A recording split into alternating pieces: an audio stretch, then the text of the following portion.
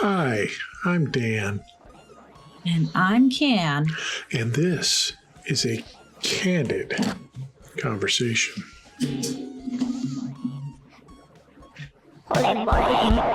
Did you hit it? I did. Oh, whoops. Hang on. Let me try it again. And this is a Candid Conversation. There we go. Got her that one. You have to turn on the original sound for musicians on Zoom to get that sound to come across. Oh, yeah, the old original sound bit. So. That's weird. Okay. So, what I want to talk about today, which is something that you hear Christians say kind of often. I know you've had this said to you. I know you know that I've had it said to me, and I'm sure a lot of our listeners have had it said to them. And that is, what if you're wrong? So, what usually Christians tend to say is, like when you've deconstructed, or if you're an atheist, or if you're a Muslim, or if you're a Hindu or a Buddhist, or whatever you are that's not Christian, they will say, what if you're wrong? Mm-hmm. And when they say this, what they're implying is there are consequences for you, atheist, Muslim, Hindu, whatever. There's consequences for you because in their religious belief, eternal hell is the punishment, right? So there's consequences for you, but they think there's no consequences for them, that nobody's religion, if they are wrong and another religion is right, or if no religion at all is correct, they don't even contemplate that if they're wrong, there are consequences that they will not necessarily like. Yes. So I want to talk about that a little bit. So let's just talk about the consequences. Let's say, so in Christianity, when they say that, tell me what you hear or what you think they mean. Well, first off, let me start off with a quote from Ricky Gervais, because he was asked this question on Stephen Colbert, I think. And he said, Stephen, over the history of time, there's been thousands and thousands of gods that man has worshipped and held as deity. Mm-hmm. So let's put a number on it. Say there's been 5,000 gods created over time by man. Mm-hmm. And you're saying that your God is correct. Mm-hmm. So 4,999 gods are incorrect. Mm-hmm. All I'm saying is that one more is wrong.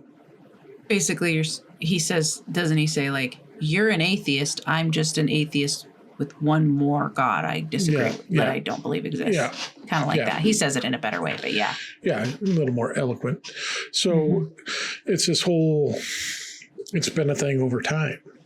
I mean, it's even in the Bible, a big dick measuring contest between the Jews and whoever they're going up against, the Philistines, the Egyptians, or whatever. Yeah.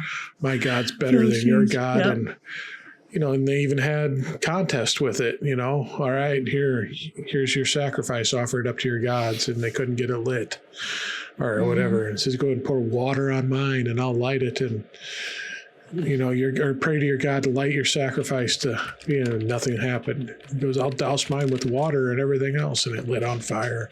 My God's better than your God. Yeah, so exactly. It's always been this thing of faith, and you're believing it on storytelling from the ancients, which, if you were to go back with a non-biased mind, how are the Jewish ancients any different than the Philistines, the Egyptians, all the other peoples around them? They all created their own set of gods and whatever they had because they were separate at one time and they wanted explanations. So they created the names of these deities that explained all the unexplainable stuff for them at that time. Mm-hmm. So did the Jews. But the Jews are the ones that we're going to glom onto and say that they were correct throughout time. Well, you know how Christians will say, because they will say, like, history backs it up, but or even like archaeology backs it up, but it doesn't. It doesn't. It's their selective archaeology that backs it up. Yeah. And some of the stuff they base it on are scams that have been performed in the past to try to prove their faith. Yeah. So when they sit there and say this, it's sad because it's limited. Beliefs in this sort of way is limited. To sit and operate in life as I have the answer, this is the one true answer, is very limited because there's just one answer. But if you open up to, there could be more answers out there. Why don't we explore it and look into it? Which the Christians won't do because they're afraid of what they might find out there. But when you explore and look into it, you can see other answers. It's not that they're afraid. They are positive that they are right. Well, they're told to be positive because... But they really do think that. Like, I thought for sure I was right. I had no... But you're also told not to accept anything outside of it. For what reason? Maybe because they're lying to you. Everybody's lying to you. Maybe it wasn't. They're trying to. The whole goal is the devil's trying to deceive you through other people. Yeah, but it's limiting your perspective on everything in the world just because I'm going to base it 100% on this. When you can be enriched completely and get a full perspective and understanding of more things and a better grasp on it. So if I was going to study what was going on in our political world now, if I just listened to Fox News, I'm going to have a very skewed and biased opinion on how things are operating in our world. Likewise, if I just listen to CNN or MSNBC, it's going to be the same thing, just on the opposite side. But if I listen to both and can sort out all the riffraff or even some neutral ones like yeah. PBS or NPR. Yeah, and can take all that, and then I have more of a well-rounded idea. And it's more work because I have to say, well, these guys are saying this, and these guys are saying this, and they're contradicting each other greatly. Where's the truth in this? So you got to dive into all the shit and find the corn kernels so you can figure out what the actual truth is. Okay, and I agree with all that, but I guess the point I was making is, like, Christians think, I guess what I want to say is, like, let's take what I believe right now. Okay. Which I hold it with a grain of salt. I really don't know. Obviously, none of us know what happens, if anything. Well, let's take an atheist. Let's take an atheist point of view who believes that there's nothing. Like, we just go back in the ground. We turn back to dust. We cease to exist. We don't know anything. We're gone, right? There's nothing. So if you believe that, then the consequence to a Christian is you didn't really fully live in your life. You actually, if the atheist is correct, you never engaged in your life and actually lived your full potential. You lived according to a set of rules that somebody else made up, because they would, if the atheist is right, these rules are just made up by somebody else to get you to live a certain way. You know, like a lot of people stay in marriages where they're absolutely miserable, or they have like so many children when they wouldn't have had that many children, or women who, you know, decide to, you know, be more of a trad wife when they would have had a career that they wanted to do, or men who work so many jobs so that their woman can be that trad wife because that's what they think is true, you know, or women who live up trying to, you know, look a certain way to please their man instead of like being more concerned about like their character and what they're putting out in the world and who they are as a person rather than what they appear to be by just glance, right? So like there's all the, or you treated people as less than because you weren't friends with some people that you would have liked to have been friends with. You didn't try the things you wanted to try. So you squandered your entire life. If the atheist is right and nothing you know, it's just over, or the atheist that believes that way, there might be atheists that believe something different. I don't know. But if the atheist believes that way and they are right, you squandered your life, Christian.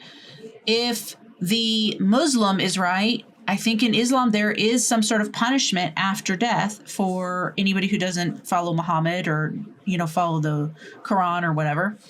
In Hinduism, you are going to be reincarnated and you got to do it all over again because you didn't, get to enlightenment. You didn't learn. If the way I believe now, which I do believe that there's some sort of reincarnation, I don't believe like karma follows around in next lives, but it could, who knows? But let's say it doesn't. Let's say you just decide that you want to go back or whatever. You want to try something new. You want to play a different character. You want to be you want to learn something, whatever it is, for whatever reasons. You squandered your life. You weren't that expression of the source that is authentic to you. You squandered it. So to me, there is a lot to lose if a Christian is wrong. Yeah. But they don't think there is. They will say, and it's Pascal's wager, I think, where he said, he was like a philosopher, I think. And he said, if you're wrong, like you should just believe just in case, basically to cover your face. First of all, that means that their idea of God can be deceived. He can be like, oh, I thought you believed. So just because it wasn't genuine, you're just doing it to cover your bases just in case, not because you genuinely believe it. Yes. And that's the big mic drop they try to do. But it's a false premise because it's based on the absolute. It's based on that the God is real. And it is. You can't do that. Without any possibility that another God was real. Yeah, we can none. Flip the parameters around and say, well, you might as well be an atheist because then you could live your life to the fullest at all times. And if you're wrong, well, be then your God's most authentic forgiven self. And he'll take you back anyways. So you can switch it around and make it work any way you want. So you could say, like I could say, as someone who's deconstructed, well, I'm just banking on if I'm wrong and the evangelical God is true, then I will bank on, first of all, no one can pluck me from his hand. So not even deconstruction, not even my unfaithfulness. He's faithful. His mercies are new every morning. His love is unconditional. I could bank on all those things, right? But I don't know that I would want to live with a God that would throw someone in eternal torture because they don't believe he exists. That's just, I don't want to live with an eternal being that I'm morally better than. Yeah. You know what I'm saying? So you just flip the variables around on Pascal's wager.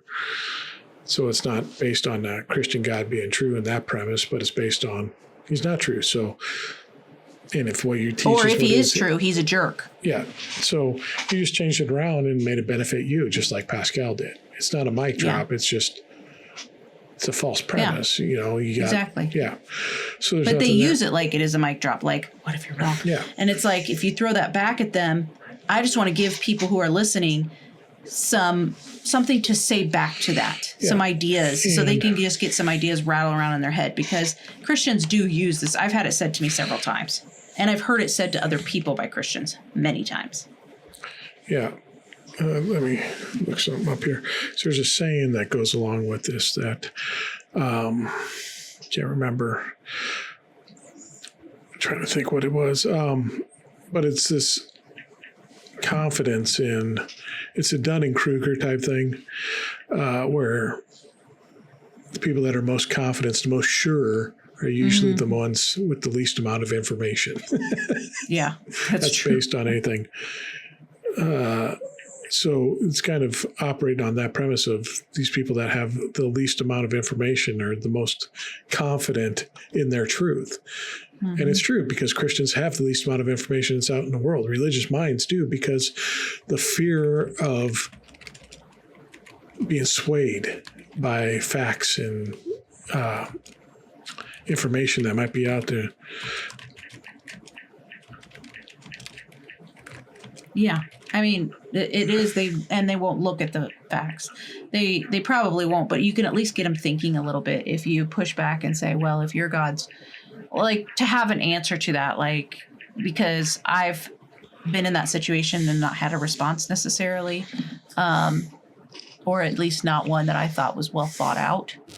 And now I've got a little more thought behind it, and it doesn't hold any weight when someone says it anymore. Like it's just one of those cliche things that they say that they think will shut you up, but it doesn't need to shut you up.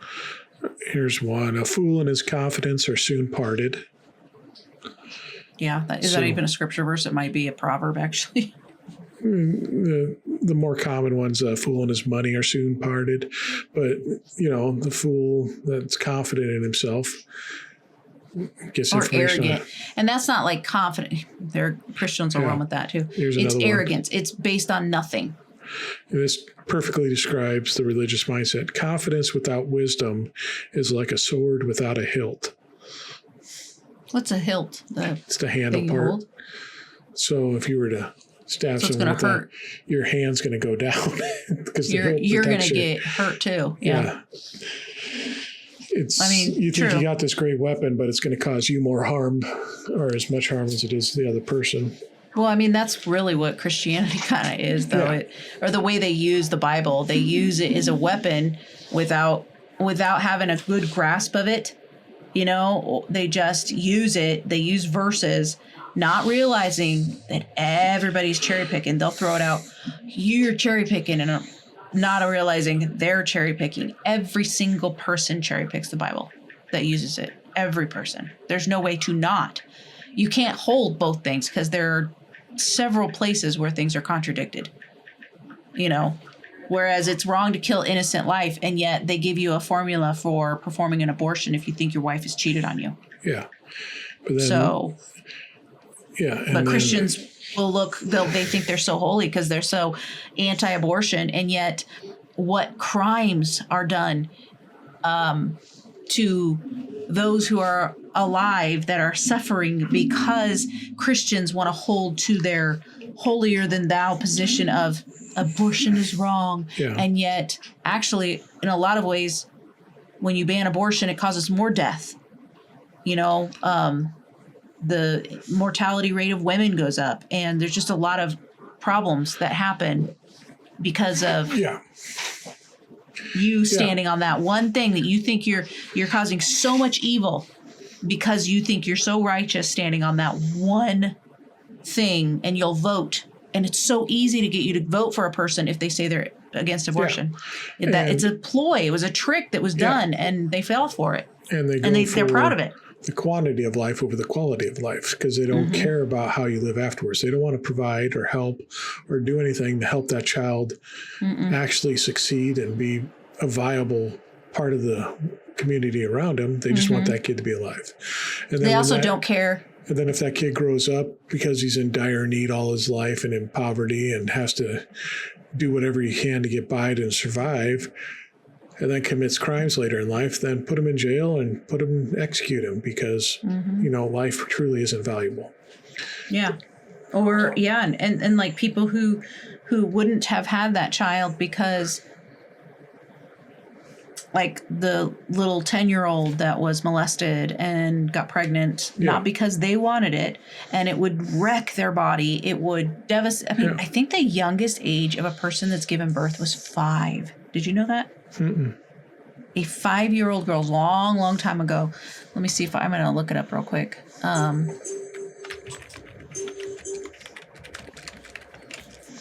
So here's a couple of while you look this up. Really heavy and quite tragic. Got you going. A fool thinks himself wise, but a wise man knows himself to be a fool. So it kind of goes on that line of the more you know, the more you realize you don't know. The less you know. But someone that doesn't know very much thinks he knows it all.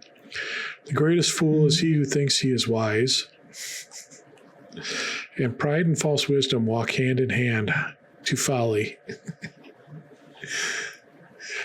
Pride and what? False wisdom walk hand in hand to folly. Yeah. Yeah, that's exactly. These define like what being an evangelical. They think they just know so much about the Bible, and then you try to like there are atheists that know way more than they do. And I've often said that an atheist a lot of times reads the Bible the same way in Evangelical, very literally. And the atheist has, if you're going to read it that way, the atheist has the appropriate response, reject it. Yeah. Because there's a lot of really dangerous, crappy stuff in there. And the Evangelical reads it literally and accepts it and says it's all the most holy word of God. And I don't know. It's just. So here's a couple more. This one's good. The empty vessel makes the most noise, or otherwise the empty barrels make the most noise. So the people with the least amount of knowledge are the ones that are the loudest. Yeah. A fool flatters himself, a wise man flatters the fool. A fool flatters himself, the wise man flatters the fool. The fool. He who knows nothing doubts nothing. Interesting. And they perceive doubt as an evil. Like it's because of our doubts that we were open to deconstructing, and yet they've got they teach doubt as a sin, and so you avoid it. Yeah. You just ignore it. Yeah. Self-conceit may lead to self-destruction. Self-deceit? Self-conceit. So false belief in believing one's own wisdom, thinking you're like their fall. More important than you are, or bigger or better than others. Yeah. So yeah, there's a lot. I mean, these are all old idioms, so it's been around for a long time. People have noticed it, and it's the old Dunning-Kruger effect. You know, the people that want to spend the least amount of time doing research and just want to base it on their preconceived notions are some of the most confident people we know. Oh, yeah. You know, the people that speak. And I wouldn't say confident. I don't like using that word that way. I would say they're the most arrogant. It's a false, like confidence. You should believe in yourself. Like confidence is, I believe I can do this because I know that I can. You know, maybe I have things that trip me up, but I know I can do it. That's a true belief in yourself. Arrogance is, I have nothing to back up that I can do this, but because I'm me, I should be able to do it, rather than because I've learned the skill or whatever. You know what I'm saying? And it's very different. And I say that because I know how in Christianity, they get so tripped up on semantics. So if you say like pride comes before the fall, oh, you have a pride parade, therefore that's going to fall. You see what I'm saying? So that's why I'm making that, but it's selective that difference between those words. Because it is, for sure. It's on their own interpretation and everything like that. But you think of the example of some of the most outspoken, loud voices against evolution are Christians that have never studied evolution.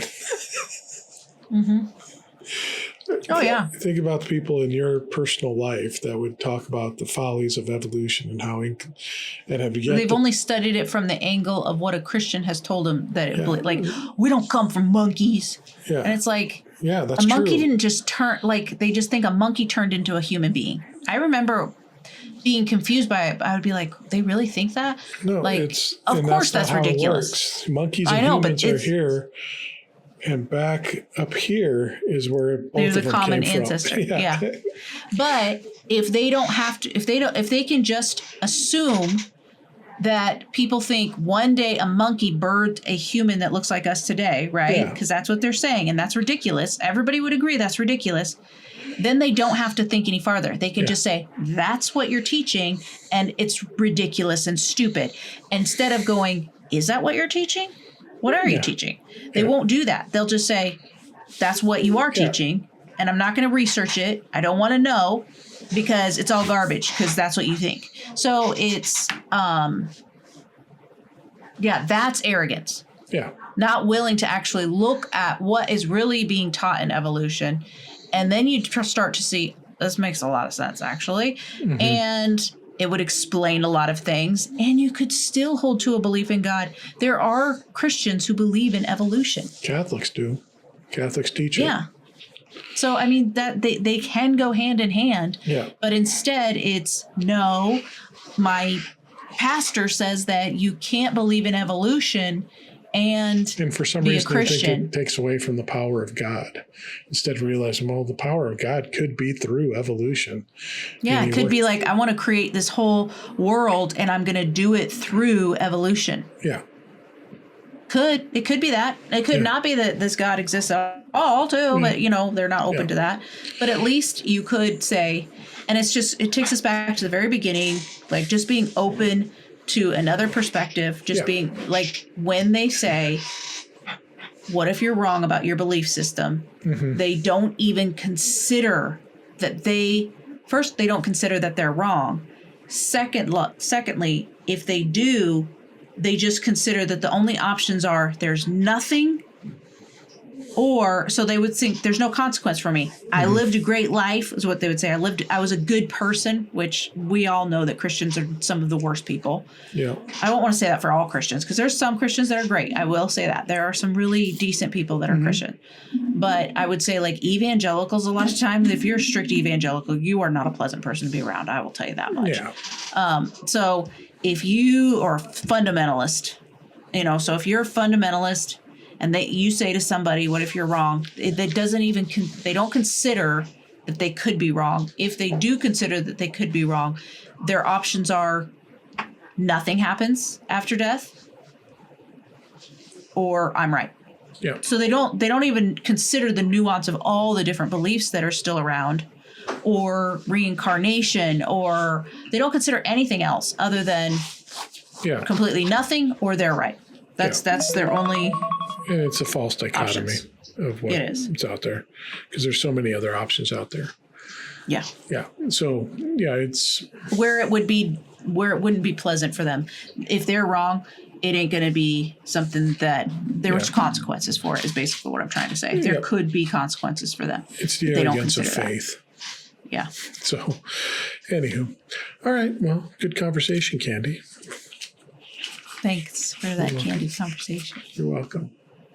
So, if you're on YouTube, go ahead and hit that like, hit that subscribe, hit that follow. We appreciate that greatly. And leave a comment if you got a couple minutes. Love hearing from you. And also, if you're on a podcast streamer, Spotify, Apple, whatnot, give us 5 stars on that. Only takes a second. Just go up top, click that 5 stars. Boom, we're done. But if you got a couple moments, leave us a comment there. We'd appreciate that. And go down below. We attach all the links to everything we're doing. So get in there. You got the link to danandcan.com, which has everything we're doing. And then a couple other special links Candy put on there too, to kind of get you in touch with us and some things we're doing. You can reach out and do there also. So do all that for you. We appreciate it. You could leave a comment even telling us like what are shit comments. Like, we're not saying things that are true, right? But give us 5 stars anyways. Yeah, we're willing to learn. We will respond. So, all right. It's been a pleasure as usual. The pleasure's all yours. Love you. Bye. Love you. Bye.